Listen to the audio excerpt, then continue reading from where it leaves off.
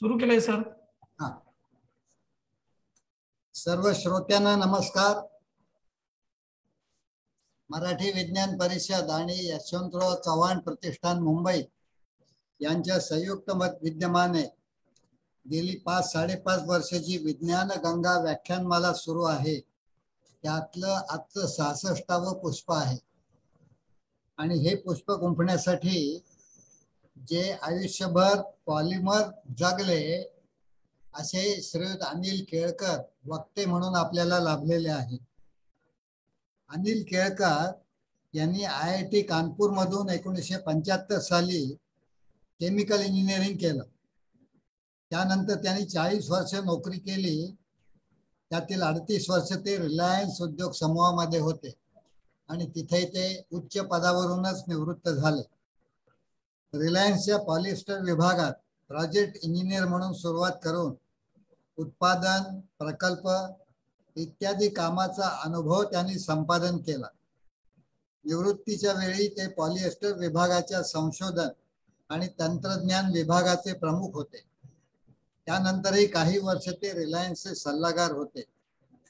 सध्या ते मराठी विज्ञान परिषदेचे अध्यक्ष आणि प्रसिद्ध रसायन अभियंता प्राध्यापक JB जोशी यांच्याबरोबर ग्रामीण भागातील राहणीमान वाढावे आणि म्हणून सामाजिक बांधिलकी असलेल्या प्रकल्पांना मदत करतात. प्राध्यापक JB जोशी यांचं म्हणणं असं आहे की आपल्याकडे पिकं भरपूर येतात. उदाहरणार्थ कोकणामध्ये काजू असेल, आंबा असेल, कोकम असेल, अनेक पिकं, परंतु ही फक्त 25 ते 30% वापरली जातात आणि बाकीची वाया जातात. म्हणजे शेतकऱ्यांनी केलेल्या कष्टाचं त्याला फळ मिळत नाही. त्याचा उपयोग कसा वाढवायचा याच्यासाठी ते रात्रंदिवस चिंतन करत असतात. आणि काही प्रकल्प त्यांनी आता हातात घेतले. त्या प्रकल्पाची तामिली करण्यासाठी त्यांना अनिल केळकर मदत करत असतात.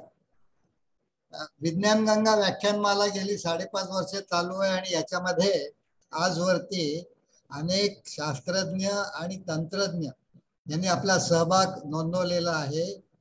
उदाहरणार्थ डॉक्टर जयंत नारळीकर येऊन गेले, डॉक्टर अनिल काकोडकर येऊन गेले, हवामान तज्ञ रंजन केळकर आणि कृष्णानंद होसाळीकर येऊन गेले, काही शेती तज्ञ होते, काही वैद्यक व्यवसायातले लोक होते. तर अशा पद्धतीने अनेक विषयामध्ये ज्या काही संशोधनाच्या गोष्टी नव्याने चालू आहेत, नुकत्या पुऱ्या झालेल्या आहेत.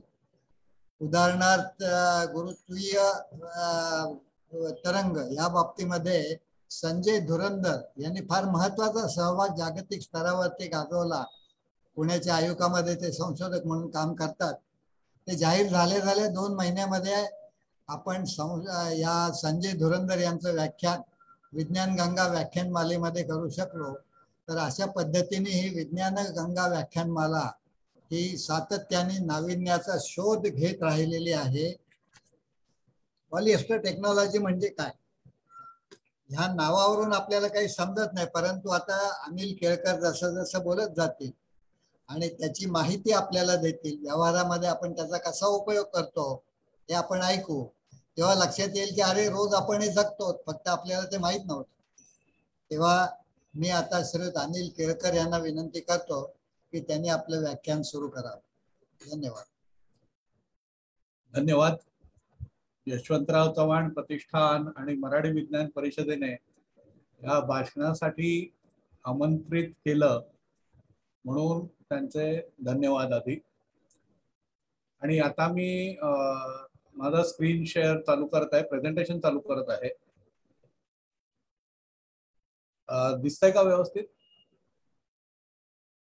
अजून दिसत नाही. प्रेझेंटेशन दिसत नाहीये? नाही, तुम्ही शेअर स्क्रीन करा बरोबर.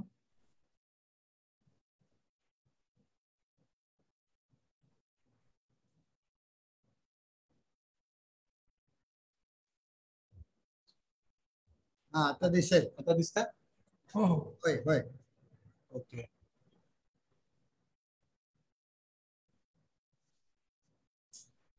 तर प्रेझेंटेशनचा मथळा पॉलिएस्टर एक वेस्टर्न. पॉलिएस्टरचा उपयोग ऍक्च्युली आता सर्वप्रथम मी मला मराठीतनं बोलायचं आहे, पण काही काही शब्द मला इंग्लिशमध्ये सवयीने म्हणावे लागतील. काही म्हणजे जसं म्हणतात ना, काही अपरिहार्य कारणामुळे काही काही शब्द इंग्लिश येतील, तर माझं माफक मराठीचं ज्ञान त्याच्यामुळे मला मराठीत बोलावं लागेल, काही काही इंग्लिशमध्ये बोलावं लागेल काही काही. आणि हे पॉलिएस्टर बद्दल मी जे काही सांगणार आहे ते तुम्हाला आवडेल आणि शेवटपर्यंत आवडेल अशी मी आशा करतो. नाहीतर माझी स्थिती त्या राजकीय नेत्यासारखी व्हायची. म्हणजे हा नेता एका गावी भाषण द्यायला म्हणून गेला होता आणि गावचं भाषण तर सतरंज्या वगैरे अंतरून लोक बसले होते आणि त्याने सतरंजीवर उभे राहून सगळ्यांची बोलायला सुरुवात केली. थोड्या वेळाने हळूहळू लोक कंटाळून निघून गेले आणि एकच खेडूत बसलेला होता. तर त्या राजकीय नेत्याने शेवटी त्याला विचारलं, अरे वा, माझं भाषण तुम्हाला खूप आवडलेलं दिसतंय. तेव्हा तो खेडूत म्हणाला की नाही नाही साहेब, तुम्ही ज्या सतरंजीवर उभे आहात ती सतरंजी माझी आहे, तशी याची स्थिती होता कामा नये. होपफुली हे चांगलं इंटरेस्टिंग तुम्हाला वाटेल आणि त्याच्यातनं काही तुम्हाला म्हणजे ज्ञान नाही म्हणा पण माहिती प्राप्त होईल. तर मी पॉलिएस्टर एक वेस्टर्न या संबंधी बोलणार आहे. पॉलिएस्टर हे पॅकेजिंग मटेरियल म्हणून आपण बघू शकतो. म्हणजे आयदर मानवाला पॅकेजिंग करतं किंवा खाण्याच्या वस्तूंना पॅकेजिंग करतं किंवा पिण्याच्या वस्तूंना पॅकेजिंग करतं. तर याच्याविषयी मी आता बोलणार आहे. तर वस्त्रप्रावरणाविषयी आधी मी थोडं काही बोलू इच्छितो. एकत्र शिवलेल्या कातड्याच्या ऐवजी प्रथम ज्ञात एक फेल्ट म्हणायचं त्याला. आणि हे दक्षिण अमेरिकेतील पेरू मध्ये गिटारेरो गुहेत सापडले. ते भाजीपाला फायबर पासून विणलेले होते आणि ते जवळजवळ 8000 इसवी सनापूर्वीच आहे. भारतामध्ये रेशीम संस्कृतीची ओळख ही पूर्वीपासून आहे. कापसापासून सूत बनवण्याची माहिती इसवी सन 3000 पूर्वीपासून होती. म्हणजे मोहेंजोदारो आणि हडप्पा येथील उत्खननात कापडाचे तुकडे सापडलेले आहेत. तसेच तिथे डाय वॅट्स म्हणजे ज्याच्यामध्ये कापड रंगवले जाते तेही मिळालेलं आहे. त्यामुळे याबद्दलची माहिती फार पूर्वीपासून भारतात होती. तसंच चीनमध्ये सेरिकल्चर आणि स्पिन रेशीम पद्धतीचा शोध इसवी सन 3000च्या आधीच मिळाला. इजिप्तमध्ये 3000 इसवी सनापूर्व 3500 वर्षाआधी कापड विणण्याची आणि कापण्याची ही कला विकसित झाली होती. म्हणजे मानवाला हे वेस्टर्न म्हणजे कपडे म्हणून पूर्वीपासून वापरलं जात आहे. पुढे पुढे ही कला खूप प्रगत झाली आणि मग त्याच्यामध्ये अगदी म्हणजे ज्या अंगठीत मधनं जाईल इतकं बारीक कापड निर्माणही होऊ लागलं. तर पुढे याला रिप्लेसमेंट म्हणून पॉलिएस्टर आणि इतर सिंथेटिक जे आपण म्हणतो ती पुढे डेव्हलप झाली. तर पॉलिएस्टरचा शोध हा कसा लागला, तर पॉलिएस्टर एक प्लास्टिक आहे बरं का. आणि हे प्लास्टिक म्हणजे पहिलं प्लास्टिक जे निर्माण झालं ते 1862 मध्ये हस्तिदंतचं रिप्लेसमेंट म्हणून निर्माण झालं होतं. आणि नंतर 1935 मध्ये बॅकेलाइट म्हणून ते तयार झालं. तर या प्लास्टिकच्या पॉलिमर्सवर बरेच जण काम करायचे आणि त्याचा पॉलिमर बनवायचा प्रयत्न करायचे. ड्युपॉन्ट कंपनीत कॅरोथर्स म्हणून एक शास्त्रज्ञ होते. त्यांना 1930 मध्ये आपल्या लॅबोरेटरीमध्ये काम करता करता ते एके दिवशी रात्री घरी गेले आणि त्यावेळेला प्लास्टिकच्या फ्लास्क मध्ये काचेची कांडी बुडवून ठेवलेली होती. ते दुसऱ्या दिवशी आल्यावर अरे हे साफ करायला पाहिजे म्हणून ती कांडी ओढली आणि त्याच्याबरोबर प्लास्टिकची तार अशी तार बाहेर आली. तेव्हा त्यांना याचा पहिल्यांदा शोध लागला. पण त्यांनी त्याच्यावर लक्ष दिलं नाही जास्ती. पुढे ऍक्च्युली पॉलिएस्टर फायबर म्हणून ICAI मधले जे शास्त्रज्ञ होते व्हिटफील्ड आणि डिक्सन त्यांनी 1941 मध्ये याच्यावर काम करायला सुरुवात केली आणि तेव्हा पॉलिएस्टर फायबरचा जन्म झाला. त्यावेळेला इतरही काही सिंथेटिक यार्न्स म्हणजे सिंथेटिक धागे बनायला लागले होते, जसं नायलॉन, विस्कोज, ॲक्रिलिक असे निरनिराळे धागे त्यावेळेला बनायला लागले होते. तर कॅरोथर्सनी या पद्धतीच्या पॉलिमरचा शोध लावला. ड्युपॉन्ट कंपनीने नायलॉनवर त्यावेळेला पहिल्यांदा त्यांनी नायलॉनवर जोर दिला, म्हणून कॅरोथर्सनी पॉलिएस्टरचं काम थांबवलं आणि मग जॉन रेक्स विनफिल्ड आणि जेम्स टेनंट डिक्सन हे जे ICI मधले शास्त्रज्ञ होते, त्यांनी पॉलिएस्टर पॉलिमरवर काम केलं आणि त्यांनी त्याच्यावर पेटंट मिळवलं. त्यांना पॉलिएस्टरचा जनक मानतात. त्याच्यानंतर पुढे ड्युपॉन्ट कंपनीला वाटलं की आपण हे आपल्याकडे घ्यावं, म्हणून मग त्याने त्याचं लायसन्स घेतलं आणि त्याच्यावर त्यांनी खूपच काम केलं. खूप म्हणजे ड्युपॉन्टने म्हणजे ICI पॉलिएस्टर बनवायचं, पण ड्युपॉन्टने त्याच्यात खूप प्रगती केली. त्याच्यात त्यांनी खूप रिसर्च केला आणि ते खूप पुढे आणलं. आता थोडं पॉलिएस्टर कसं बनवलं जातं, तर त्याच्यामध्ये जे बेस पॉलिमर बनतं म्हणजे पॉलिमर जे बनतं त्याला पॉलिएथिलीन टेरेफ्थॅलेट म्हणतात. आणि त्याच्यापासून बनवलेली उत्पादने म्हणजे कापड, ज्याला पॉलिएस्टर म्हणतात, त्याच्यात आधी धागे बनवतात आणि नंतर मग वापरण्याजोगं कापड, वस्त्र वगैरे बनतं. तसेच त्याचे इतरही काही उपयोग आहेत धाग्यांचे, जसे सीट बेल्ट वगैरे मध्ये वापरलं जातं. तसंच त्याचे तंतू बनवून आपल्याला आपण जे कापसाचं बोंड बघतो, त्या कापसाच्या बोंडामध्ये आपल्याला एका विशिष्ट लांबीचे तंतू असतात आणि सर्वात चांगलं कापूस जो इजिप्शियन स्टेपल ज्याला म्हणतात, त्याचे तंतू अगदी मोजल्यासारखे एका लांबीचे असतात, म्हणून त्याला इजिप्शियन स्टेपल हे अतिशय फेमस झालेलं आहे. तसंच पॉलिएस्टरचे धागे त्याला म्हणजे स्ट्रेंथ देऊन त्याच्यानंतर त्याची कापलं जातं ऍक्च्युली धागा, आणि त्याचे तंतू असे त्या कापसाच्या लांबीचे किंवा भूल म्हणजे लोकरीच्या लांबीचे असे निरनिराळ्या लांबीचे ते कापून त्याच्याबरोबर म्हणजे कापूस आणि पॉलिएस्टर, कापूस आणि वूल असे वस्त्र बनू शकतं.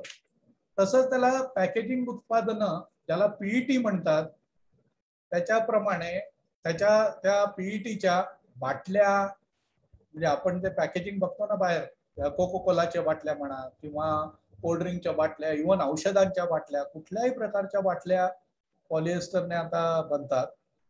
आणि फिल्म्स बनतात. म्हणजे जे आपण आता हे जो चित्र आहे तुमच्या समोर, ते पहिल्यांदा जे डावीकडे दिसते आहे ते चिप्स आहेत, म्हणजे जे पॉलिमर बेस पॉलिमर जे बनलं आहे त्याच्यापासून जे उजवीकडे दिसत आहेत असे यान बनू शकतं, धागे बनू शकतात. आणि मग त्याच्या पुढे तुम्हाला माहितच आहे त्याचा इतका प्रसार झालेला आहे, म्हणजे आता सगळीकडे पॉलिएस्टरचा वापर होतो. कपड्यांमध्ये, फर्निशिंग फॅब्रिक्स मध्ये, पॅकेजिंग मध्ये, म्हणजे बाटल्या म्हणा किंवा हे जे आपल्याला चिप्स किंवा काही जे खाण्याच्या वस्तू येतात किंवा इव्हन बाकीच्या म्हणजे मेडिसिन्स वगैरे सुद्धा याच्यामध्ये, टॅबलेट्स वगैरे सगळं पॅकेजिंग होऊ शकतं याच्यात.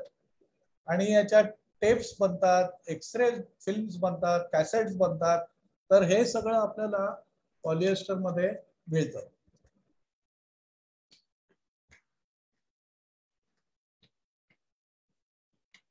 आता जगात मग ICI ने प्रथम शोध लावला आणि त्याच्यावर काम केलं. मग ड्युपॉन्ट आणि मग निरनिराळ्या कंपन्या त्याच्यामध्ये आल्या.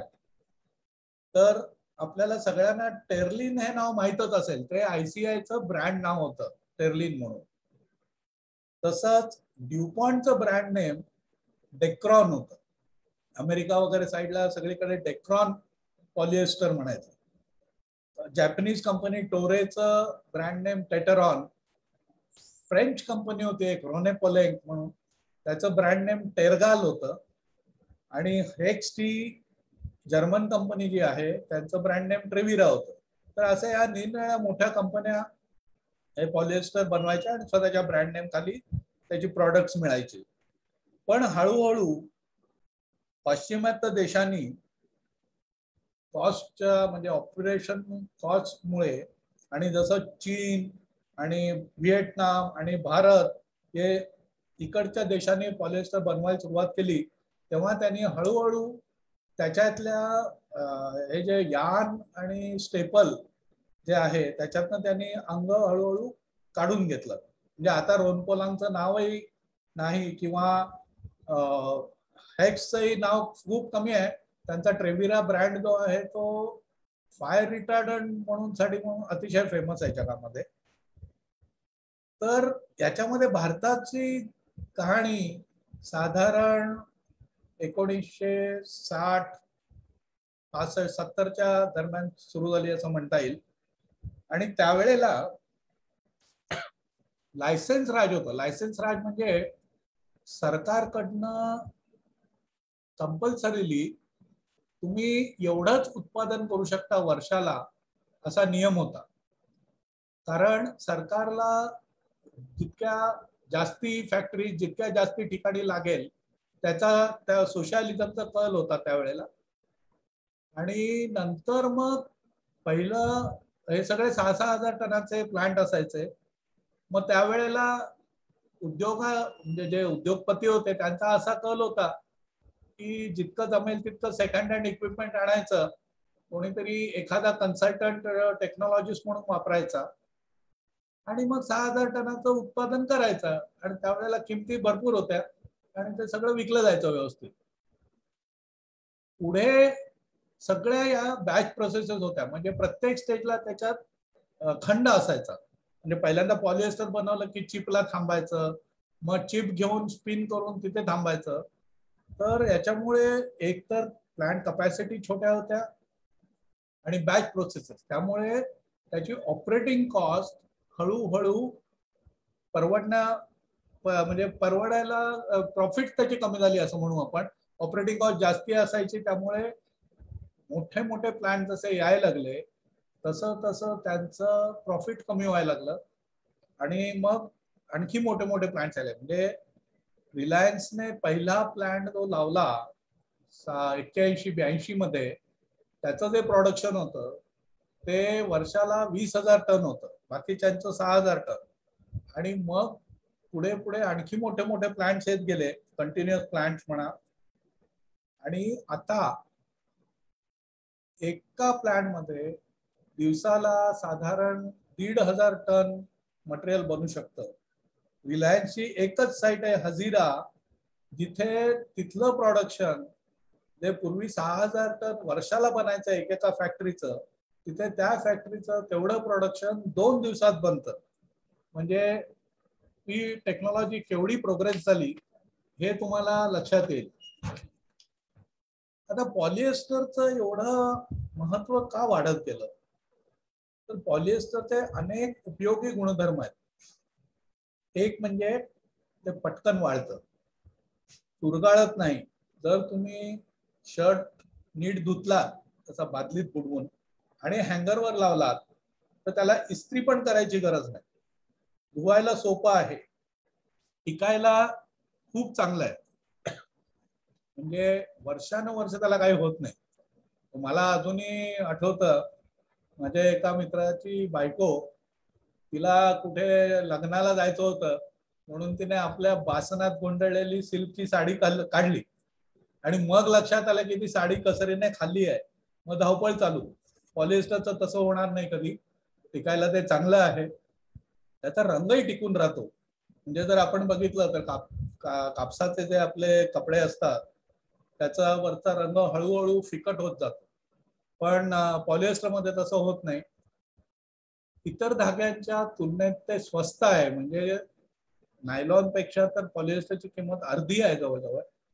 आणि कापसाबरोबर जरी कम्पेअर केलं तरी ज्याप्रमाणे कापूसाचं उत्पादन कमी जास्त होईल त्याप्रमाणे कापसाची किंमत आयदर पॉलिएस्टर एवढी असते किंवा त्याच्यापेक्षाही जास्त असते आणि ते इतर धाग्यांबरोबर मिसळतायत. म्हणजे पॉलिएस्टर कापूस मिसळून तुम्ही टेरिकॉट बनवू शकता, पॉलिएस्टर लोकर मिसळून तुम्ही टेरिवूल बनवू शकता, पॉलिएस्टर विस्कोस असे ते आयदर प्युअर पॉलिएस्टर किंवा मिक्स्ड म्हणून उपयोगी होऊ शकतो. पण पॉलिएस्टरला एक मुख्य दोष आहे, तो म्हणजे आपला घाम वाढून नेण्याची त्याच्यात क्षमता नसल्यामुळे जरा चिपचिपीत वाटतं. त्याच्यावरही काही निरनिराळ्या प्रयोगाने पॉलिएस्टर कसं कम्फर्टेबल होईल त्याच्यावर बरेच प्रयोग झालेत आणि त्याप्रमाणे त्याचं घाम वाढून नेण्याची शक्ती वाढवलेली आहे. आता आपण पॉलिएस्टरच्या मूलभूत पॉलिमर उत्पादनाकडे वळू. पॉलिएस्टरसाठी लागणारा कच्चा माल हा पूर्वी DMT म्हणजे डायमेथाइल टेरेफ्थॅलेट आणि मोनोएथिलीन ग्लायकॉल, पॉलिएस्टर जे आहे ते डायमेथाइल टेरेफ्थॅलेट आणि मोनोएथिलीन ग्लायकॉल घेऊन बनवायचे सुरुवातीला. त्याच्यानंतर टेरेफ्थॅलिक ऍसिड आलं, त्याला PTA म्हणतात किंवा प्युअर टेरेफ्थॅलिक ऍसिड म्हणतात किंवा नुसतं TA म्हणतात. आणि मोनोएथिलीन ग्लायकॉल म्हणजे MEG याचा संयुक्त करून त्याच्यापासून पॉलिएस्टर बनायला सुरुवात झाली. तर हे कारण म्हणजे हे DMT जे आहे ते पॅराझायलिन आणि मेथनॉल याच्या संयोगाने होतं आणि जेव्हा आपण परत पॉलिएस्टर बनवतो ग्लायकॉल बरोबर त्याची रिॲक्शन करून तेव्हा मेथनॉल बाहेर पडतं. तर ते मेथनॉल हँडल करायला आणि सेफ्टीच्या दृष्टीने सगळं कटकटीचं असतं. आणि शिवाय जेव्हा DMT आणि ग्लायकॉलची रिॲक्शन होते तेव्हा ते एक मोनोमर म्हणजे एकच कडी असलेलं मॉलिक्यूल बनतो. आणि टेरेफ्थॅलिक ऍसिड मोनोएथिलीन ग्लायकॉल पासून जर आपण सुरुवात केली तर पहिल्याच इस्टेरिफिकेशन रिॲक्शन मध्ये जे ऑलिगोमर म्हणतात ज्याला बनतं ते त्याच्यामध्ये ऑलरेडी 3 ते 8 कड्या असं जोडलेलं असतं. त्यामुळे त्याच्यापासून जेव्हा पुढे पॉलिएस्टर बनतं तेव्हा त्याच प्लांटमध्ये तुमची कपॅसिटी वाढते आणि रिॲक्शनही कमी टेम्परेचरला आपण करू शकतो. त्यामुळे कापडात धाग्याचा सफेदी वाढते, सफेदपणा वाढतो आणि म्हणून आता हे कम्प्लीट DMT टेरेफ्थॅलिक ऍसिडने रिप्लेस झालेलं आहे. आणि त्याच्यात दुसरं कारण म्हणजे जेव्हा पहिल्यांदा टेरेफ्थॅलिक ऍसिडचा शोध लागला त्यावेळेला ते ऍसिड असल्यामुळे ते बनवण्यासाठी जे रिॲक्टर्स लागायचे त्याचं जे मटेरियल ऑफ कन्स्ट्रक्शन वापरायला लागायचं ते भलतं महाग पडायचं. म्हणजे टायटॅनियम वगैरे वापरावं लागतं त्या रिॲक्टर्ससाठी. पण पुढे जेव्हा मोठ्या मोठ्या प्लांट्स यायला लागल्या टेरेफ्थॅलिक ऍसिडच्या त्यावेळेला हे ऍडिशनल कॉस्ट त्याच्यामध्ये सामावून गेली. म्हणून जसे मोठे प्लांट झाले तसे टेरेफ्थॅलिक ऍसिडचा उपयोग वाढत गेला कारण टेरेफ्थॅलिक ऍसिड स्वस्त झालं. आणि मग आता जवळजवळ सगळं पॉलिएस्टर टेरेफ्थॅलिक ऍसिड आणि ग्लायकॉल या रिॲक्शननेच बनतं.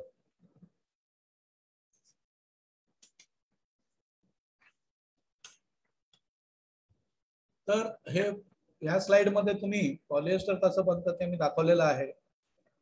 साधारण 860 किलो पॉलिएस्टर आणि 350 किलो ग्लायकॉल याचं जर तुम्ही रिॲक्शन केली तर त्याच्यात 1 टन PET चिप्स बनतात आणि 190 किलो पाणी बनतं.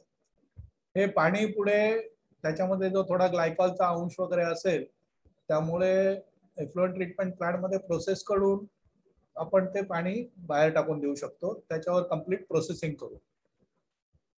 तर ही त्याच्यामध्ये ही रिॲक्शन दाखवलेली आहे. PTA आणि MEG त्याच्यापासून ऑलिगोमर बनतं आणि पुढे त्याच ऑलिगोमर मध्ये पॉलिमरायझेशन करताना परत थोडंसं ग्लायकॉल बाहेर पडतं आणि आपल्याला फायनल पॉलिमर मिळतं.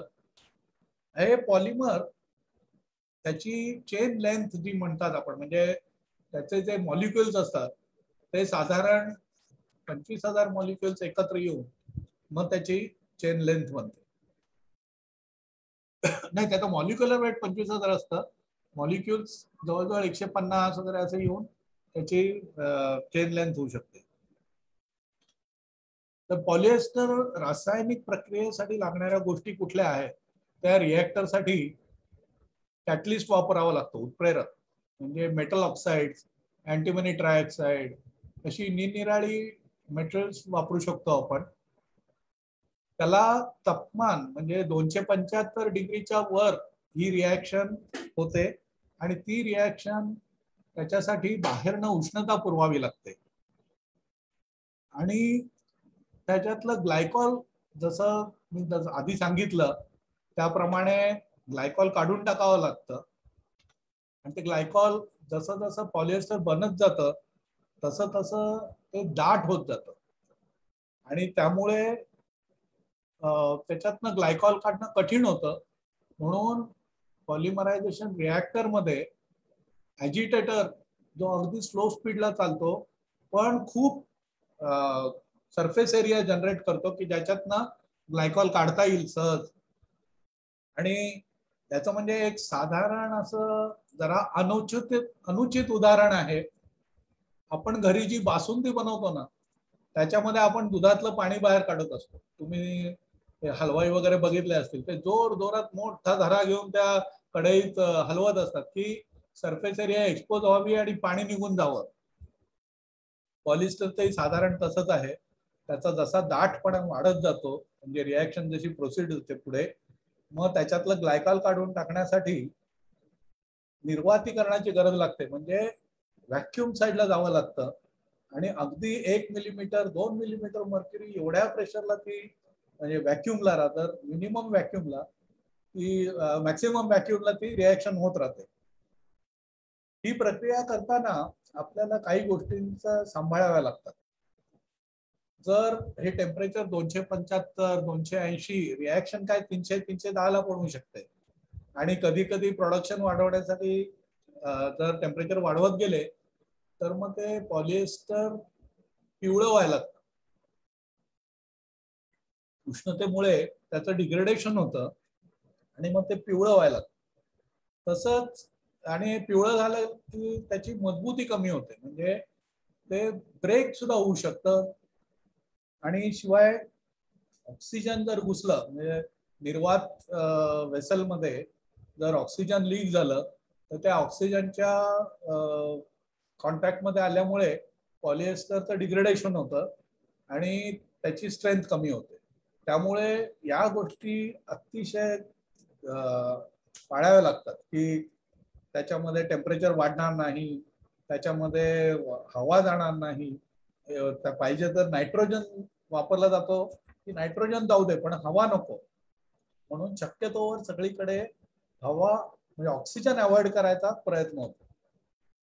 आता पॉलिएस्टर जेव्हा बनतं तेव्हा नुसतं केमिकल रिॲक्शनने पॉलिमर बनतं, पण त्याच्यावर पुढे फिजिकल प्रोसेसिंग म्हणजे फिजिकल प्रक्रिया ती करून मगच आपले धागे किंवा म्हणजे जे पीईटी जे म्हणतात बॉटल ग्रेड ते त्याच्यावर पुढे फिजिकल प्रोसेसिंग करावी लागते तेव्हा ते बनतं.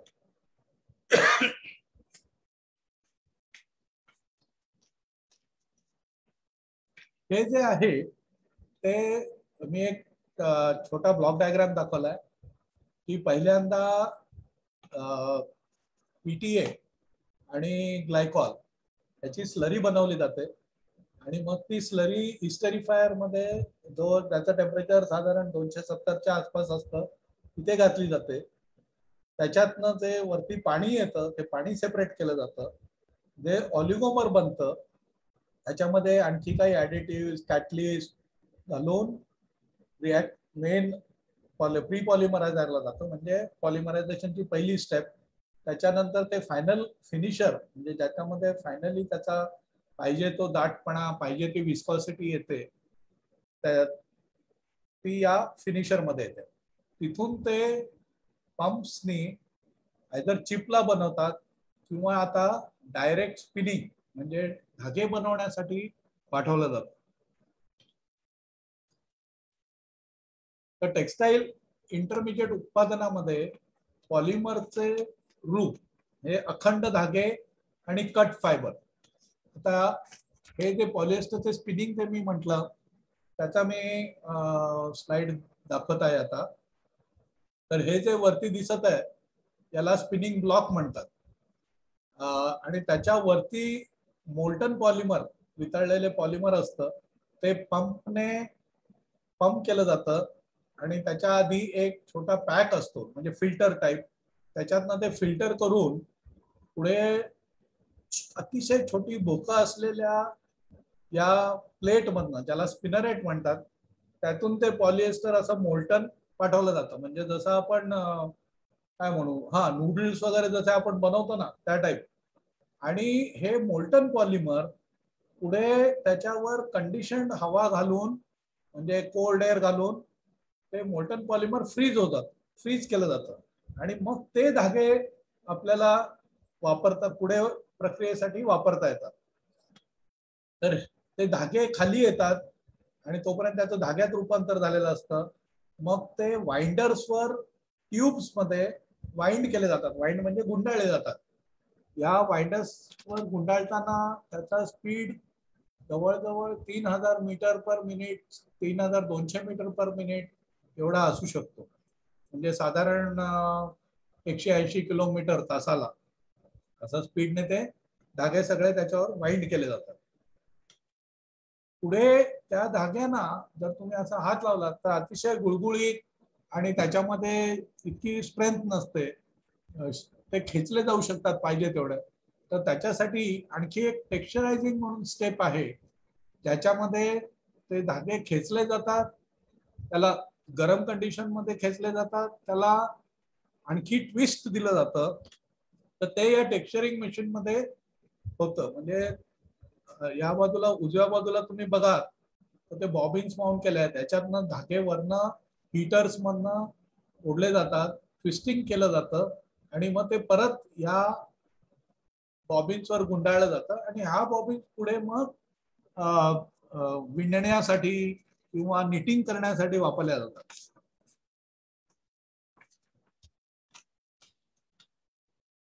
तसंच जर आपल्याला स्टेपल फायबर बनवायचं असेल म्हणजे तंतू बनवायचे असेल तर ते जे पॉलिएस्टरचे धागे बनले होते त्याला ड्रॉ मशीन्स मध्ये आणखी ताणून त्याच्यावर उष्ण प्रक्रिया करून मग कटर मध्ये कापून त्याचं बेल केलं जातं आणि ते हे म्हणजे ते कापसाच्या बोंडासारखं दिसतं ते जर बघितलं तर.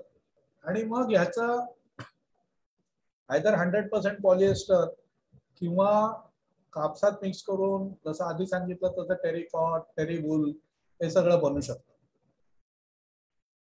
पॉलिएस्टर फॅक्टरी जी चालते त्याच्यामध्ये जी रसायनं घालतात त्या रसायनाशिवाय इतर गोष्टींची आवश्यकता असते.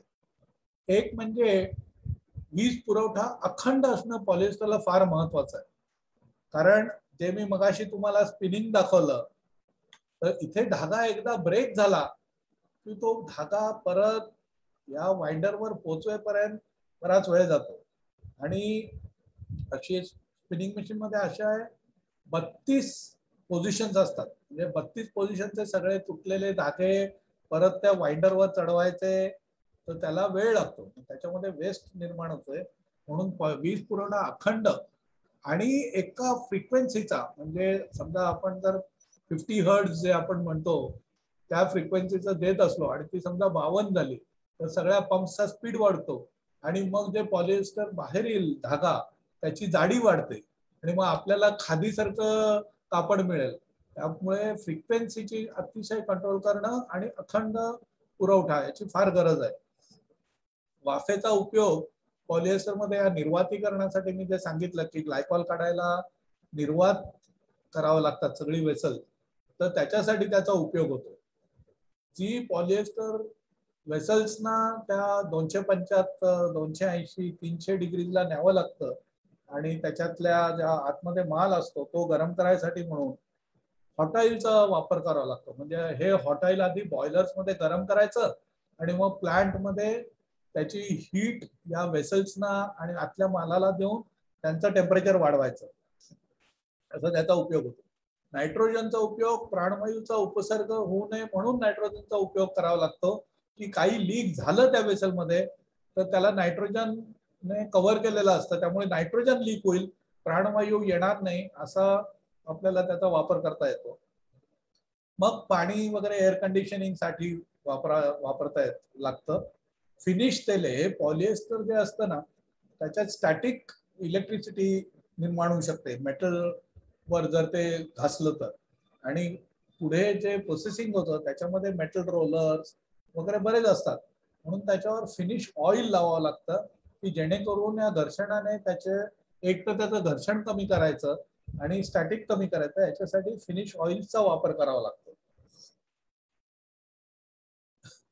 तर पॉलिएस्टर धाग्याचं आणि मग हे कट फायबर, मी मगाशी म्हणालो की धागे किंवा कट तंतू निर्माण होतात, त्याचं मग निटिंग म्हणजे होजियारी वगैरे ते बनवतात ते निटिंग असतं, त्याला सर्क्युलर निटिंगही म्हणतात, किंवा विविंग म्हणजे ऍक्च्युली हातमाग, ते ऑटोमॅटिक विविंग मशीन्स असतात आणि त्याच्यामधलं शटल कधी हवेच्या जोताने फेकलं जातं हल्ली, तर म्हणजे बऱ्याच त्याच्यामध्ये स्पीड वाढवण्यासाठी आणि कापडाची क्वालिटी वाढवण्यासाठी म्हणून बराच त्याच्यामध्ये प्रगती झालेली आहे. मग या कापडापासून निरनिराळ्या प्रकारच्या या धाग्यांचं रूपांतर निरनिराळ्या कापडांमध्ये होतं, ते पॅकेजिंग म्हणून किंवा फर्निशिंग म्हणून सगळीकडे वापरलं जातं. कारण आपण बघतो तर आपल्याला शर्ट्स मध्ये म्हणा, साड्यांमध्ये म्हणा, निरनिराळ्या प्रकारचं हाताला फील असलेलं, निरनिराळ्या प्रकारची त्याच्यामध्ये पातळ जाड म्हणजे ज्याप्रमाणे आपल्याला हवंय त्याप्रमाणे कापड बनवण्यासाठी त्या धाग्यावर अनेक फिजिकल प्रक्रिया करावी लागते. आता पॉलिएस्टर पॉलिमरचं पॅकेजिंग म्हणजे कापड ही पॅकेजिंग आहे, पण आता रेग्युलर दुसऱ्या पॅकेजिंग कडे वळू आपण, बाटल्या किंवा फिल्म्स. तर हे पॉलिएस्टरचं जे चिप्स असतात पहिल्यांदा मी ज्या दाखवल्या होत्या त्या चिप्स मेल्ट करून त्याच्यापासनं असे प्रीफॉर्म बनवतात आणि या प्रीफॉर्म मध्ये गरम हवा ब्लो करून त्याच्यापासनं बाटल्या बनवतात आणि मग या बाटल्या आपल्याला हा एक प्रीफॉर्मचं चित्र आहे बघा, म्हणजे मशीन मधनं मोल्टन फॉर्म मध्ये आधी प्रीफॉर्म बनवतात, कारण बाटल्या बनवल्या तर त्या बाटल्यांच्या ट्रान्सपोर्टमध्ये म्हणजे जिथे वापरायचं आहे तिथे पोहोचवण्यात त्याच्या व्हॉल्यूममुळे खर्च येईल, म्हणून त्याचा आधी प्रीफॉर्म बनवतात किंवा डायरेक्टली चिप्स पाठवून प्रीफॉर्म बनवतात आणि मग जिथे ऍक्च्युअली त्याचा वापर करायचा आहे तिथे बाटल्या बनवतात, किंवा त्याचं पॅकेजिंग ट्रेज आणि जसे खाद्यपदार्थासाठी असं फूड पॅकेजिंग साठी म्हणून त्याचा उपयोग होऊ शकतो. तसंच पॉलिएस्टर फिल्म बनते, जी फिल्म म्हणून पॅकेजिंग म्हणून वापरता येते किंवा पुढे एक्सरे साठी म्हणून त्याच्यावर कोटिंग करून ते वापरलं जातं. तर आता मी पॉलिएस्टर बद्दल सांगितलं ते आतापर्यंत धागे आणि त्याच्यापासून वस्त्र ते बनतं, पण त्याला विशेष गुणधर्म देण्यासाठी आता हे जे आहे मी मगाशी जे स्पिन रेट सांगितलं ना, तर त्याच्यामध्ये भोक, आपण त्या भोकांना कसा शेप देतो त्याप्रमाणे त्याच्यातनं धागा कसा बाहेर येतो हे बनतं. म्हणजे असा जर त्या स्पिनरेट मध्ये भोक जर सी सारखा असेल तर त्याच्यातनं येणारा धागा हा आतमध्ये काही नाही आणि मध्ये असं म्हणजे ट्यूब सारखा धागा बनतो. असा जर शेप दिला असेल तर ट्रँग्युलर धागा बनतो. या धाग्याचा उपयोग आपण स्वेटर, कारण आतमध्ये हवा असल्यामुळे कंडक्शन कमी होतं आणि मग याचा स्वेटर वगैरे साठी उपयोग करू शकतो आपण. हे जे ट्रायंगल सारखं दिसलेला शेप आहे त्याच्यामुळे धाग्याची चमक वाढते. हे जे शेप्स आहेत त्याच्यामुळे याच्यामध्ये कॅपिलरी तयार होऊन त्याच्यामधनं पाणी घाम वाहून नेण्याची क्षमता वाढते. तसंच या शेप्समुळे थोडं कापसासारखं फील येतं, थोडं रेशमासारखं फील येतं. तर असे निरनिराळे स्पिनरेट्स वरनं आपण निरनिराळ्या प्रकारचे धागे बनवून त्यांचे निरनिराळे उपयोग करू शकतो. तसंच पॉलिएस्टर मध्ये जर काही वापरलं नाही तर ते पूर्ण ट्रान्सपरंट असतं आणि खूप चमकदार असतं. तर ती चमक कमी करण्यासाठी म्हणून आपण त्याच्यामध्ये पिगमेंट घालतो, म्हणजे टायटॅनियम डायऑक्साईड घालतो, किंवा रंग त्याचा उठून दिसावा म्हणून सोडियम आयसोथॅलेट घालतो, किंवा पॉलिएस्टरचं जे डाईंग होतं किंवा पॉलिएस्टरला जो रंग दिला जातो तो साधारण 130 डिग्री पर्यंत वर गेलं तरच देऊ शकतो. म्हणजे त्याच्यासाठी स्टीम, हाय प्रेशर वगैरे लागतं. पण साध्या उकळत्या पाण्यात सुद्धा त्याला डाय करता यावं म्हणून मग पॉलीग्लायकॉलचा वापर होतो. एखाद वेळेस आपण जे कपडे घालतो ना बघा, त्याच्यावर आपल्याला कधी कधी छोटी छोटी फुलं आलेली दिसतात. ती छोटी फुलं काय येतात तर पॉलिएस्टर धाग्याची टेनॅसिटी म्हणजे शक्ती जास्ती असल्यामुळे ते तुटत नाही. मग हे तंतू एकमेकात गुंफून त्याचं धाग्याचं फुलासारखं दिसतं. तर ते तसं होऊ नये म्हणून त्याच्यासाठी ऍडिटिव्ह घालतात. आता बाटल्या आपल्याला पूर्ण पारदर्शक लागतात. आपल्याला धागे पारदर्शक नको, पण बाटल्या खूप चमकदार पारदर्शकता हवी म्हणून त्याच्यात आयसोथॅलिक ऍसिड घालतात. तसंच पॉलिएस्टरचं जे आता फर्निशिंग फॅब्रिक्स वगैरे बनतात, कर्टन्स बनतात, पोर्शन कव्हर्स बनतात, तर रूम मध्ये आग लागली तर त्याचा प्रसार होऊ नये म्हणून या फॅब्रिक्स मध्ये आग प्रतिबंधक ऍडिटिव्ह घालतात. तसंच बॅक्टेरिया प्रतिबंधक म्हणजे घाम आला तर वास येऊ नये म्हणून बॅक्टेरिया प्रतिबंधक घालतात. अशा निरनिराळ्या प्रकारच्या ऍडिटिव्हचा उपयोग करून पॉलिएस्टरचा त्याचे गुणधर्म जास्ती वाढवायचा प्रयत्न केला जातो. आता मी थोडी पॉलिएस्टरच्या खपाबद्दल माहिती देतो. हे पॉलिएस्टर खूप प्रसिद्ध झालं, म्हणजे त्याने कॉटनला मागे टाकलं, त्याने नायलॉनला मागे टाकलं, त्याने सगळ्या प्रकारच्या धाग्यांना मागे टाकलं. तर त्याची कारण काय? कॉटनला मागे टाकायचं कारण म्हणजे कापसाचं जे उत्पादन होतं ती जमीन धान्य उत्पादनासाठी वापरली तर जशी जगाची लोकसंख्या वाढत जाते आणि आपल्याला धान्याची जास्ती गरज भासते तर ती कापसाची जमीन धान्यासाठी फ्री होऊ शकते, म्हणजे तिथे आपण धान्य लावू शकतो. त्यामुळे कापसाला हळूहळू पॉलिएस्टरने रिप्लेस केलं. जगाची जशी लोकसंख्या वाढत गेली आणि राहणीमान जसं वाढत गेलं, म्हणजे आपल्याला लहानपणी बघा आपल्याकडे आपण अजूनही बऱ्याच वेळा व्हॉट्सअपवर वगैरे मेसेज पाठवत असतो की लहानपणी 2च शर्ट असायचे. आता आपल्या मुलांना 2च शर्ट असतात का? जसं राहणीमान वाढत गेलं तसं या सगळ्या गोष्टींचे वापर वाढत गेला, त्यामुळे पॉलिएस्टरचा खप वाढत गेला. हे जर तुम्ही बघाल तर याच्यामध्ये ग्लोबल फायबर प्रोडक्शनचे चार्ट्स आहेत. म्हणजे 2020-21 मध्ये जवळजवळ 60 मिलियन टन पॉलिएस्टर प्रोड्यूस झालं. वर्ल्ड सबन जगामध्ये पॉलिएस्टर फिलामेंट, पॉलिएस्टर फायबर सगळ्याचाच खप वाढत गेलेला आहे.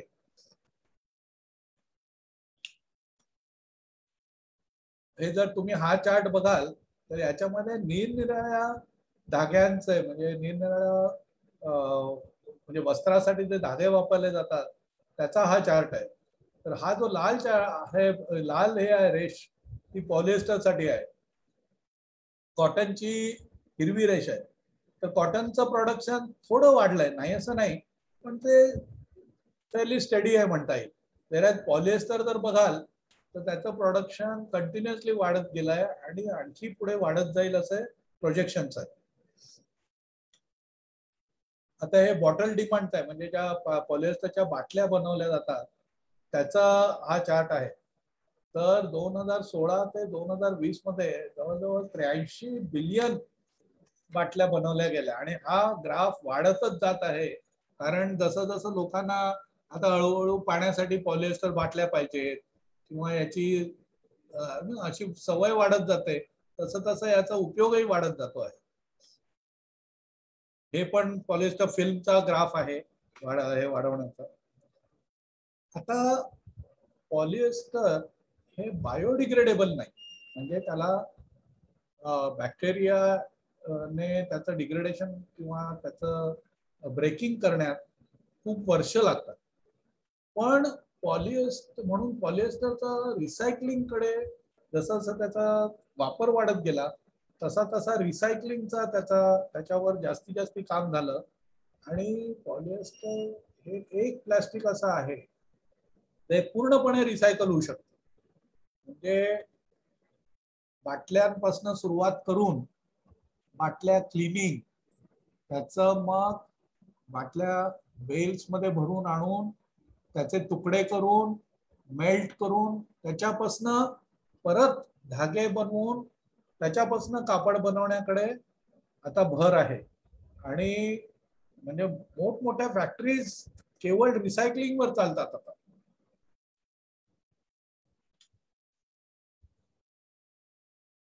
हे आणखी या स्लाइड मध्ये निरनिराळे प्रकार जे बनू शकतात रिसायकल पॉलिएस्टर पासून ते दाखवलेलं आहे.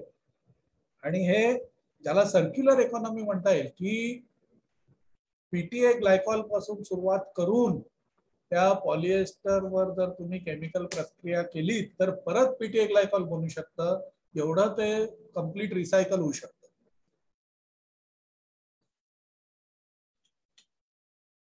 तर पॉलिएस्टरचा पुनरुपयोग होतो आणि त्याच्यावर आता भर दिला जातो. आणि पुनरुपयोग विविध प्रकारे होतो.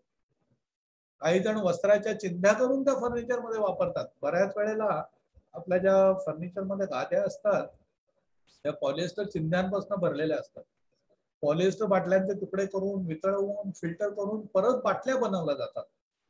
त्याला अर्थात एफडीएचा अप्रुव्हल लागतं परत वापरण्यासाठी. पण जर आपली प्रोसेस व्यवस्थित केली असेल तर एफडीएचा अप्रुव्हलही मिळतं आणि त्या बाटल्या परत म्हणजे इव्हन खाद्यपदार्थासाठी वापरल्या जाऊ शकतात.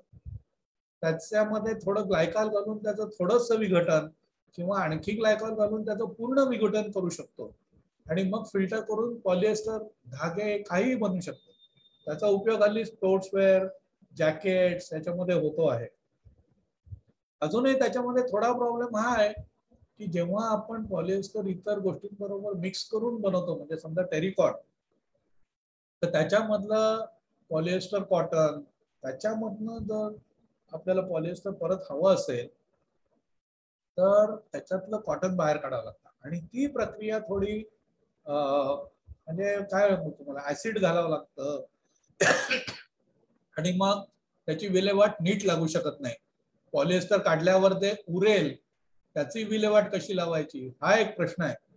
त्यामुळे जेव्हा आपण कशाबरोबर त्याचं कॉम्बिनेशन करतो ती वस्त्र परत रिसायकल करायला जरा प्रॉब्लेम आहे.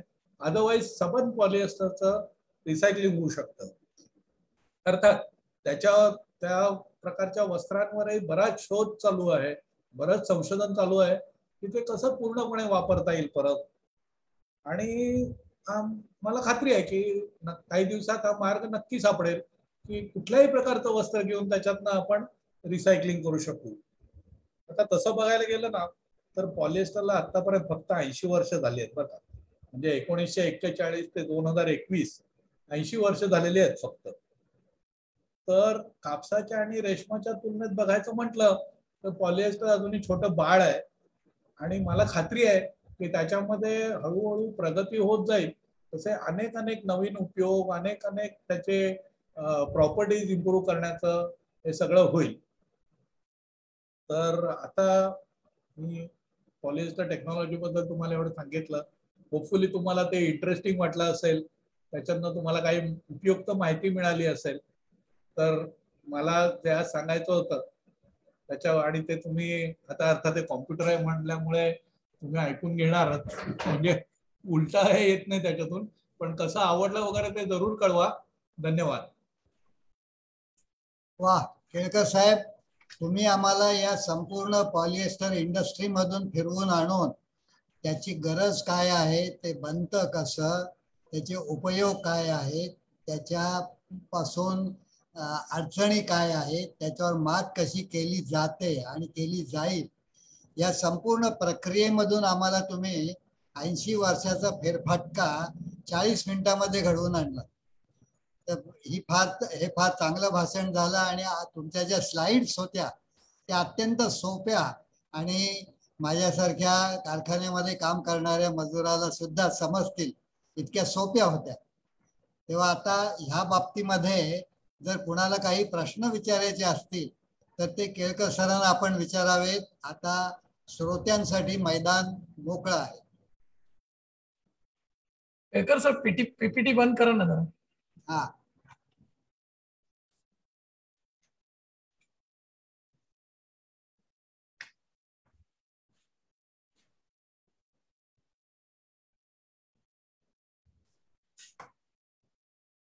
सुरेश. हा, अजित देशमुखांना काय विचारायचं? अजित देशमुख विचारा.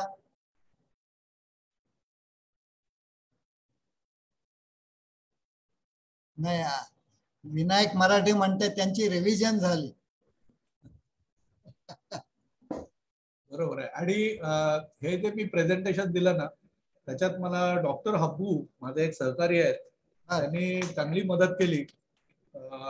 कारण मला प्रेझेंटेशन देण्याचा एवढं लांबचं मोठं प्रेझेंटेशन देण्याचा पहिलाच काय म्हणू पहिलीच वेळ आहे. पण त्यांनी मला खूप मदत केली ते प्रेझेंटेशन बनवण्यात, म्हणून त्यांना मी धन्यवाद म्हणू इच्छितो. कुटुंब नियोजन जरी असलं तरी भाषण अधिक संख्येने द्यायला हरकत नाही. आपल्या पहिल्या भाषणानंतर इतकं यश आपल्याला मिळालं तेव्हा अधिक भाषण जरूर करण्याची आपल्याला आमंत्रण मिळतील. केळकर साहेब एक प्रश्न विचारू का? विचारा. एवढ्या कृत्रिम धाग्यामध्ये ऍक्रेलिक आहे, नायलॉन आहे, पॉलिएस्टरच का जास्त तगून धरलं? एक तर पॉलिएस्टरचं जे रॉ मटेरियल आहे पीटीए आणि ग्लायकॉल ते सहज बनू शकतं. म्हणजे त्याच्यासाठी काही म्हणजे फॉर एक्झाम्पल नायलॉन जर बनवायचा असेल किंवा ॲक्रिलिक बनवायचं असेल त्याचं जे बेसिक रॉ मटेरियल आहे ते बनवण्यासाठी बराच म्हणजे काय म्हणू फ्लेमेबल म्हणा किंवा एक्सप्लोजिव्ह मटेरियल, तर त्या मानाने टेरेफ्थॅलिक ऍसिड काही एक्सप्लोजिव्ह नाही, ग्लायकॉल काही एक्सप्लोजिव्ह नाही. शिवाय ह्या पॉलिएस्टरची किंमत बाकी कुठल्याही धाग्यापेक्षा म्हणजे नायलॉन पेक्षा तर ती निम्मी आहे, तसंच ॲक्रिलिक पेक्षा सुद्धा कमी आहे. तर एकतर किंमत कमी, व्हर्सॅटॅलिटी जास्ती, रिसायकलेबिलिटी जास्ती, या सगळ्यामुळे पॉलिएस्टरचे धागे हे महत्वाचा त्याचा म्हणजे प्रगती झाली असं म्हणता येईल. ठीक आहे, धन्यवाद. नमस्ते, दिस इज अजित देशमुख. मला प्रश्न विचारायचा आहे तो रिसेंटली ग्लासगोला जी कॉन्फरन्स झाली ज्याच्यामध्ये India has committed to reduce the carbon footprint by 2030. तर हे जे हायड्रोकार्बनचे प्लांट्स आहेत मोठे मोठे म्हणजे रिलायन्स आणि बाकीच्या कंपन्यांचे, तर त्यांना सुद्धा at some time they will have to become carbon neutral. तर या प्लांट्सचा कार्बन फुटप्रिंट सध्या किती असतो आणि कार्बन न्यूट्रल करण्याकरता त्यांना काय करायला लागेल? आणि ऑब्व्हियसली त्यामुळे प्राइसेस वाढतील, तर प्राइसेसवर त्याचा काय इफेक्ट होईल हे जरा एक्सप्लेन करा. Thank you. Okay, Vijay, will you take this? म्हणजे कार्बन फुटप्रिंट बद्दल तू सांगू शकशील का? हो, कार्बन फुटप्रिंट तुम्हाला kilograms equivalent of carbon dioxide मध्ये त्या भाषेत पाहिजे असतील तर ते आकडे माझ्याकडे लगेच नाही आहेत. परंतु ग्लासगोला जे COP 26 झालं त्याच्या अनुषंगाने नेट झिरो बनवण्यासाठी सगळ्यांनाच फॉसिल वेस्ट फ्युअल पासून दूर जावं लागेल. तो एक प्रामुख्याने मार्ग सगळ्याच पेट्रोकेमिकल प्लांट्सना करावा लागेल. त्यात सांगायचं म्हणजे पॉलिएस्टर हा धाग्यामध्ये फार उत्सर्जन काही होत नसतात. बाकीच्या तुलनेमध्ये हे असं काय एफ्लुएंट इंटेन्सिव्ह इंडस्ट्री नाही आहे.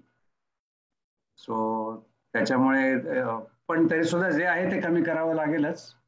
त्याचे प्रामुख्याने उपयोग म्हणजे आता जे स्टीम वगैरे जे लागते, केळकर साहेबांनी सांगितलं, त्या स्टीमसाठी जी एनर्जी लागते ती सध्या फॉसिल वेस्ट फ्युअलनी वापरावी लागते. त्याच्याऐवजी मग रिन्युएबल एनर्जीनी करावी लागेल.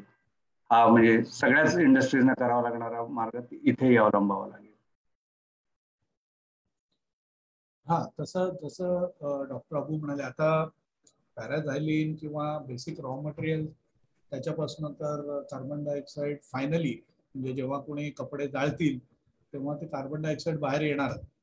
पण रिसायकलेबल असल्यामुळे पॉलिएस्टर जसं जसं रिसायकलिंग वाढत जाईल तसं तसं फायनल कार्बन डायऑक्साईड त्या कपड्यापासून जो बनवणार असता ते कमी होईल. अर्थात कधी ना कधी तरी शेवटी सायकलमध्ये तेवढं कार्बन डायऑक्साईड निघणारच, पण त्या प्रोसेसमध्ये बाकीच्या ज्या वापरल्या जातात जी एनर्जी वापरली जाते ती एनर्जी सोलर पॉवर पासून वापरली जाऊ शकते. म्हणजे हिटिंग ऑइल साठी म्हणा किंवा पॉवर जी लागते त्याच्यासाठी तर तिथे सगळीकडे सोलर पॉवरवर जाऊ शकतो आपण. त्याच्यामधले कार्बन डायऑक्साईडची फुटप्रिंट कमी करण्याचे निरनिराळे मार्ग होते आणि ते जसं जसं आणखी संशोधन होईल तसं तसं ते आणखी मार्ग निघतील बाहेर.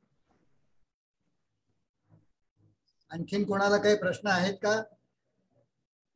केळकर सर, बोला बोला. छान तुमचं सादरीकरण झालं. आता 80 वर्ष झाली तर नायलॉनला मागे टाकून तुमचं पॉलिस्टर पुढे गेला, तर पॉलिस्टरला मागे टाकणारं काय संशोधन चालू आहे काही सांगू शकाल? पॉलिएस्टरला मागे टाकणारं अजूनही तरी काही दृष्टीपथात नाही कोणाच्याही. पॉलिएस्टरची बायोडिग्रेडेबिलिटी कशी वाढवता येईल त्याच्यासाठी काही संशोधन झालं. म्हणजे ड्युपॉन्ट कंपनीने कॉर्न म्हणजे कणसाचे दाणे त्याच्यापासनं लॅक्टिक ऍसिड बनवून पॉलिलॅक्टिक आणि त्याच्यापासनं कापड तयार केलेलं आहे. पण समाव बनवताना कमी खर्च, त्याचं टिकाऊपणा आणि त्याचे जे बाकीचे गुणधर्म आहेत त्यामुळे पॉलिएस्टरला इतक्या सहजासहजी रिप्लेस करता किंवा त्याची रिप्लेसमेंट काही स्पेसिफिक गोष्टी अशा आपण बायोडिग्रेडेबल म्हणून आणू शकतो. पण आता समजा तुम्ही शर्ट लावलात कपाटात आणि बायोडिग्रेडेबल असल्यामुळे काही दिवसांनी हँगरवर त्याचे तुकडे उरले तर ते तुम्हाला आवडणार नाही.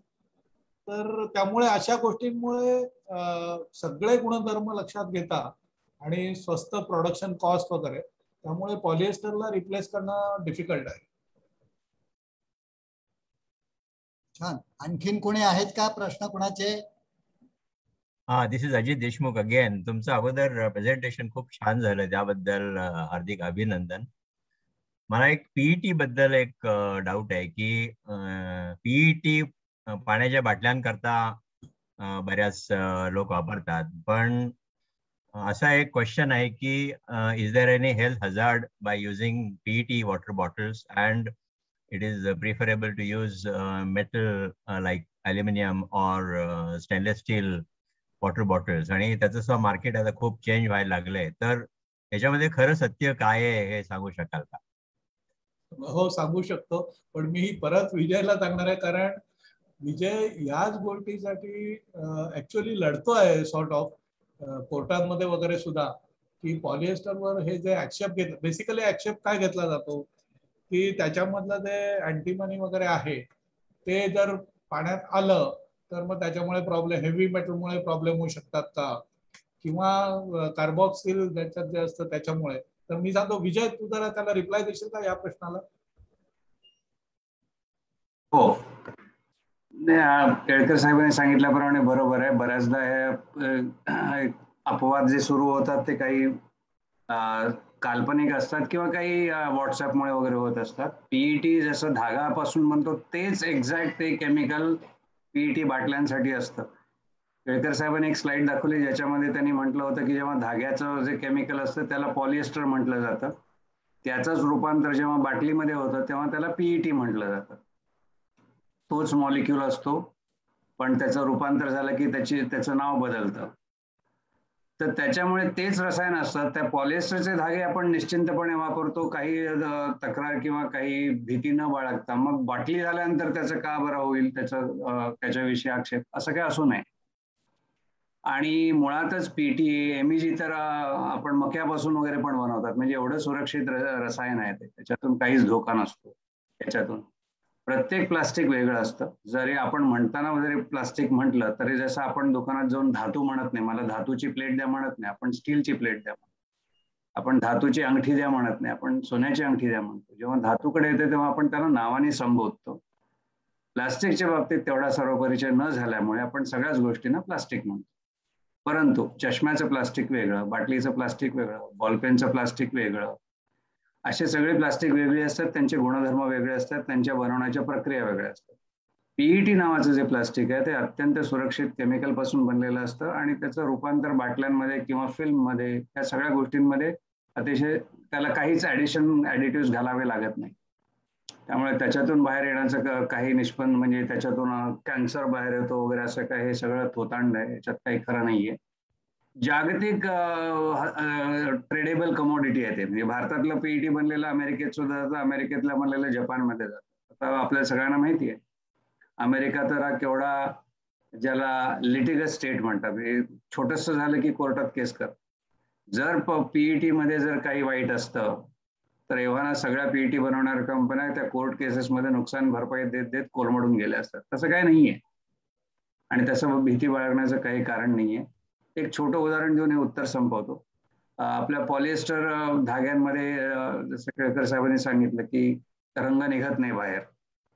तेच तुम्ही कॉटनचं घेतलं, सुती वस्त्र घेतलं किंवा इव्हन सिल्कचं घेतलं तर त्याच्यातून रंग बाहेर येतो. तसं पॉलिएस्टरच्या कुठल्याही वस्त्रांमध्ये येत नाही. याचं कारण असं, पॉलिएस्टरचे जे रेणू असतात ते त्याच्यामध्ये बसलेला रंग किंवा तत्सम छोटे जे अणुरेणू असतात त्यांना ते पकडून ठेवतं घट्ट. तर हे जे वस्त्रासाठी लागणारं जो पॉलिएस्टर मॉलिक्युल असतो त्यांनी एवढं पकडू शकतं. तर पीईटी म्हणजे त्याचा मोठा भाऊ आहे पीईटी, त्याच मॉलिक्युलर लांबी वाढवलेली असते, त्याची तर विळखा घालण्याची शक्ती अधिक चांगली असते. त्यामुळे त्याच्यातून बाहेर येणं काही शक्य नसतं. पीईटी वापरायचं किंवा त्याच्याऐवजी धातू वापरायचं ज्याच्या त्याचा आवडीचा प्रश्न आहे. भीतीने ह्या इथून तिथे जाऊ नका. तुमची आवडी जर असेल जरूर वापरा, पण भीतीने इथे तिथे जाऊ नका. भीती वाटण्याचं काही कारण नाही. वा, सुरेख सुरेख. आणखीन काही प्रश्न आहेत कोणाचे? नाही. हा sir. Sir Prashant Raut from Patalganga polyester plant. नमस्कार सर, केळकर सर आणि डॉक्टर हब्बू सर. तुमच्या मार्गदर्शनाखाली अजूनही आम्ही प्लांट मध्ये कार्यरत आहोत. 35 वर्ष झाले मला. तुम्ही जी काही माहिती दिली तर खरोखर सुरुवातीला पॉलिएस्टरची जी उत्पत्ती आहे ती आजपर्यंत आम्हाला कोणी सांगितली नव्हती. जे मी बिगिनिंग केलं ना हे डेफिनेटली इंटरेस्टिंग होतं आणि फार चांगलं होतं. मला आणखी एक प्रश्न, मध्ये तुमचं एक संशोधन चाललं होतं की पॅराझायलिन मधून डायरेक्ट पॉलिएस्टर बनवू शकतं का? कारण पीटीए ही किचकट प्रोसेस आहे, तर मध्ये एक तर हे पुढे फिजिबल आहे का पॉसिबल, त्याच्याबद्दल मला जरा जाणून घ्यायचं होतं. Over sir. पॉसिबल आहे, त्याच्यासाठी बरंच एक्सपेरिमेंटेशन करावं लागेल. कारण रिॲक्शन जी होते ती अल्टिमेटली ऍसिड आणि अल्कोहोल म्हणजे तिच्यापासून इस्टर बनतं.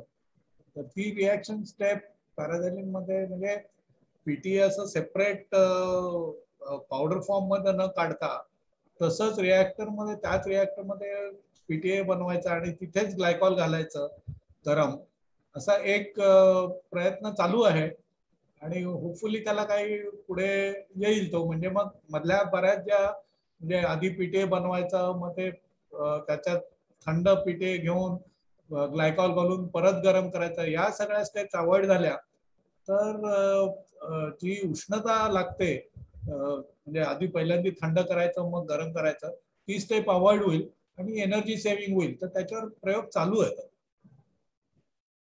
वा, सुरेख. मला वाटतं आपण आता थांबूया. खूप प्रश्नही विचारले गेले आणि त्याची समाधानकारक उत्तरं केळकर सरांनी दिली. ते झाल्यावरती हा उद्योग धोकादायक आहे का वगैरे असे बऱ्याच प्रकारचे प्रश्न विचारले जातात. मी स्वतः नोसिल नावाच्या पेट्रोकेमिकल कंपनीमध्ये 30 वर्ष काम केलं आणि निवृत्त होऊनही मला आता 25 वर्ष झाली. म्हणजे कुठल्याही प्रकारचा शारीरिक धोका त्याच्यामध्ये फील्ड साईटला काम करूनही नाही, याचं उत्तर मी अगदी स्पष्टपणे देऊ शकतो. आणि ह्या ज्या मोठ्या मोठ्या कंपन्या आपल्या देशामधल्या आहेत यांनी सुरक्षिततेचे जे आंतरराष्ट्रीय नियम आहेत ते सर्व पाळलेले आहेत. आणि त्यामुळेच धोके ह्याच्यामधले जवळजवळ संपलेले आहेत. अगदी पूर्ण 100% संपले असं म्हणता येत नाही, परंतु तिकडे वाटचाल जरूर आहे एवढं मी सांगू शकेन. जसं डॉक्टर अनिल काकोडकर आपल्याला सांगतात की अणु ऊर्जा बनवत असताना त्यात इथं धोके आहेत आणि जपानमध्ये अमुक ठिकाणी अपघात झाला, दुसरीकडे असा अपघात झाला वगैरे, पण आपण त्याच्यावरती विजय मिळवलाय. 100% असं होणार नाही असं सांगता येणार नाही, पण तरी देखील आपल्याकडे आजपर्यंत इतक्या वर्षामध्ये जवळजवळ 70 वर्षामध्ये सर्व प्रकारची सुरक्षितता पाळली जाते आहे. केळकर सर, तुम्ही अगदी सुरुवातीपासून या पॉलिएस्टर इंडस्ट्री बद्दलची फार चांगली रोचक माहिती दिलीत, सर्व प्रकारच्या शंकांचं निरसन केलं, याच्याबद्दल मी तुमचे धन्यवाद मानतो. सर्व श्रोत्यांनी सुद्धा मोठ्या संख्येने उपस्थित राहून याच्यामध्ये सहभाग घेतला, प्रश्न विचारले, याच्याबद्दल त्यांचे सुद्धा मी आभार मानतो. आणि पुढचा जो कार्यक्रम आहे तो कार्यक्रम म्हणजे डिसेंबर महिन्यातल्या 3ऱ्या शुक्रवारी 17 डिसेंबरला संध्याकाळी 5 वाजता दैनंदिन जीवनातील सूक्ष्म जीव, म्हणजे जे आपल्याला उपयोगी पडतात, दुधापासून आपण दही बनवतो ते सूक्ष्म जीवांमुळेच होतात. तेव्हा अशा प्रकारचे जे अनेक सूक्ष्म जीव आहेत त्याच्याबद्दल डॉक्टर श्रीकांत पवार हे आपल्याला प्रबोधन करणार आहेत, भाषण देणार आहेत. तेव्हा त्यालाही आपण मोठ्या संख्येने उपस्थित राहावं अशी मी आपल्याला विनंती करतो. आणि आजचा कार्यक्रम संपला असं मी परत एकदा जाहीर करतो. धन्यवाद. धन्यवाद सगळ्यांना. धन्यवाद.